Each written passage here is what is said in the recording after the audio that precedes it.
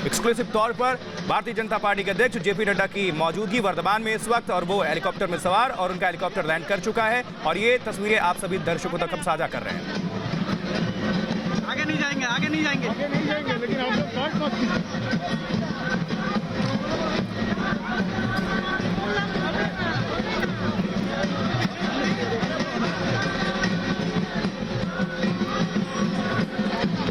और वहां से आप तक एक एक रिपोर्ट, एक एक खबर, एक एक तस्वीर आप सभी दर्शकों तक रिपब्लिक मीडिया नेटवर्क सबसे पहले और सटीक तौर पर पहुंचा रहा है। ये दिन और देखिए हमारी सहयोगी सृष्टि वहां पर बनी हुई है। ज्यादा जानकारी के लिए सीधा रुख करते हैं सृष्टि का। ओवर टू यू सृष्टि। बिल्कुल, तो ये तस्वीरें हम आपको लगातार दिखा रहे हैं। इस वक्त आप साफ तौर पर देख सकते हैं मंच यहाँ पर तैयार हो चुका है।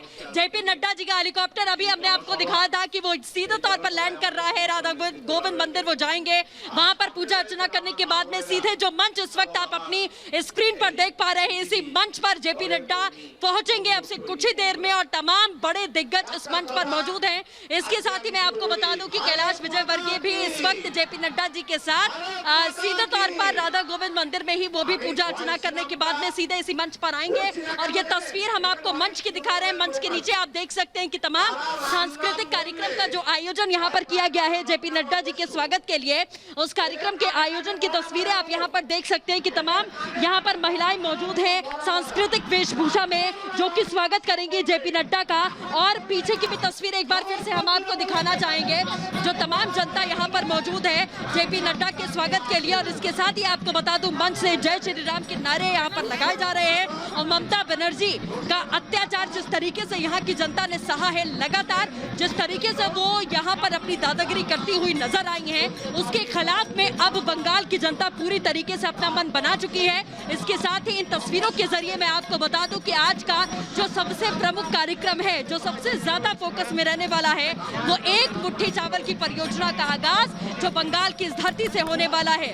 विपक्षियों के खिलाफ में, यानी कि विपक्षी खेमा जिस तरीके से लगातार किसान आंदोलन में आग में घी डालने का काम कर रहा है, लगातार किसानों को बरगलाने की कोशिश कर रहा है। और उस लिहाज से बंगाल में ये जो बड़ा कार्यक्रम एक मुट्ठी चावल कैंपेन जो यहाँ पर चलाया जाएगा, वो अपने आप में बहुत बड़ा संदेश पूरे देश के किसानों को देने वाला है कि आप विपक्षी दलों की बातों में मत आइए। वो सिर्फ आपके कंधे पर रखकर बंदूक चलाने की कोशिश कर रहे हैं। और अगर पूरे देश के करोड़ों किसान, करोड़ों अन्नदाता इस कृषि कानून के खिलाफ में होते तो आज दिल्ली की मोर्चाबंदी पर सिर्फ और सिर्फ कम किसान ना होते, बल्कि वो करोड़ों की तादाद में किसान मौजूद होते, जो बंगाल में भी मौजूद हैं, जो उत्तर प्रदेश में भी मौजूद हैं। तो आज ये बंगाल की सीधी तस्वीरें हम आपको दिखा रहे हैं और यहाँ का किसान ही किसान को संदेश देने की कोशिश कर रहा है, जो हमेशा से हमने देखा है कि एक तबका रहा है जो कृषि कानून का समर्थन करता रहा है। तो बंगाल की ये जनता, बंगाल के ये किसान लगातार, ये देखिए बैनर पोस्टर लेकर बैठे हुए हैं। इन पोस्टर्स में समर्थन में सब कुछ लिखा हुआ है, समर्थन में स्लोगन्स लिखे हुए हैं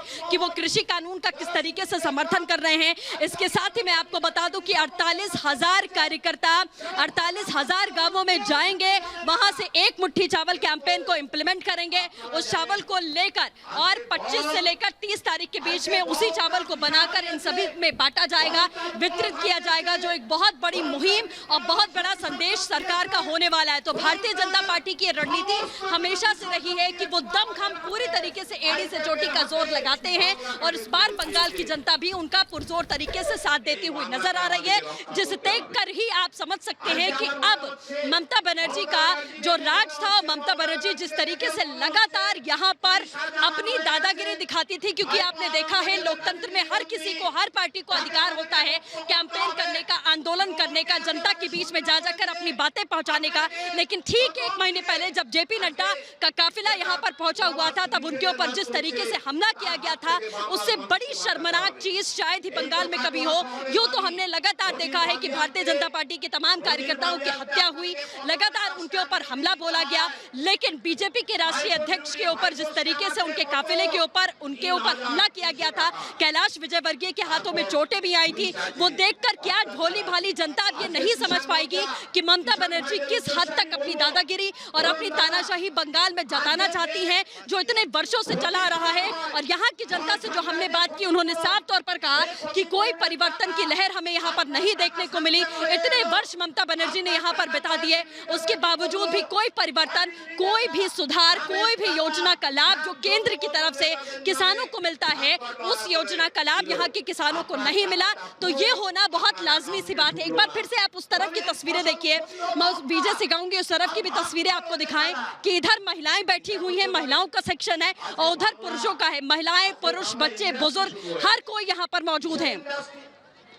तो हर कोई यहाँ पर मौजूद है और लगातार वो तस्वीरें दिखा रहे हैं हम आपको। अब देखिए जिस तरीके से यहाँ पर लोग लाखों की तादाद में पहुंचे हुए हैं और लाखों की तादाद में समर्थन करने के लिए पहुंचे हुए हैं। ये देश के किसानों के लिए बहुत बड़ा संदेश है कि अगर आप सरकार की तरफ एक कदम बढ़ाते हैं तो सरकार 100 कदम बढ़ाने के लिए तैयार है।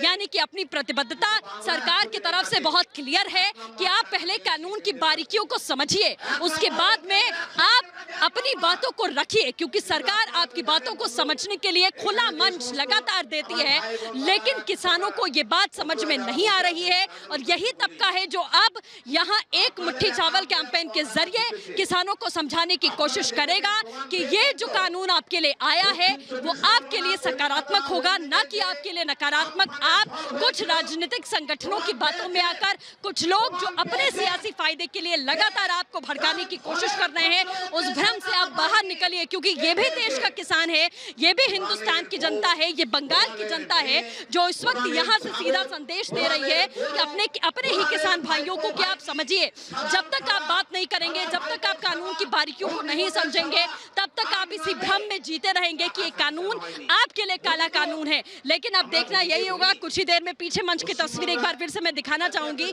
कि जेपी नड्डा जी इसी मंच पर कुछ ही देर में पहुंचने वाले हैं और यहाँ से पहुंचकर वो जो हुंकार यहाँ पर भरने वाले हैं, उसके बाद में हम ये मान सकते हैं कि ममता बनर्जी एक बार फिर से बौखला जाएंगी। क्योंकि इससे पहले भी हमने देखा जब बीजेपी के गृह मंत्री अमित शाह यहाँ पर पहुंचते हैं और इससे पहले कैलाश विजयवर्गीय सीधे तौर पर यहाँ पर लगातार अपनी बात रख रहे थे, दिलीप घोष लगातार अपनी बात रखते रहते हैं। जिस तरीके का अत्याचार ममता बनर्जी ने बंगाल की जनता पर किया है उसका खुलासा अब हो चुका है, वो पूरी तरीके से एक्सपोज हो चुकी हैं। और सोनार बंगला का सपना प्रधानमंत्री नरेंद्र मोदी ने जो देखा है, यहाँ की जनता चाहती है कि उन्हीं के नेतृत्व में बंगाल का परिवर्तन हो और सिर्फ भारतीय जनता पार्टी ही ये परिवर्तन कर पाएगी, क्योंकि ममता बनर्जी के हाथों में इतने सालों से ये सत्ता रही है, लेकिन अभी तक कोई परिवर्तन यहाँ पर देखने को नहीं मिला। सिवाय गुंडागर्दी के, सिवाय मारकाट के बंगाल की जनता को और कुछ नहीं मिला। एक बार फिर से वो मंच की तस्वीरें मैं आपको दिखाना चाहूंगी कि सांस्कृतिक कार्यक्रम की तैयारियां यहाँ पर शुरू हो चुकी हैं। बिल्कुल बिल्कुल, एक बार मैं आपको ये तस्वीरें दिखा दूं कि किस तरीके से सांस्कृतिक कार्यक्रम की तैयारी यहाँ पर की गई है।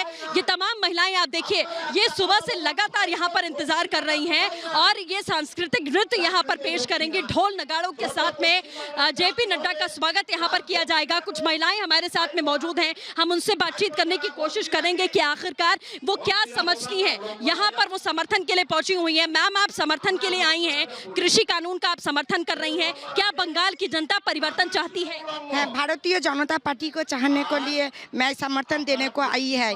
मैं मंतोसर बर्धमान, पूर्व बर्धमान जिला मंतोसर थाना कोसा ग्राम में अफसर अली खान। किसानों को क्या संदेश देंगे मैम आप, जो किसान धरना दे रहे हैं, आप कानून का समर्थन कर रही हैं, क्या संदेश देंगे आप? मैं कानून को समर्थन करना चाहती हूँ। मैं प्रधानमंत्री जी को समर्थन करने के लिए ये लागू पेश होने को चाहिए।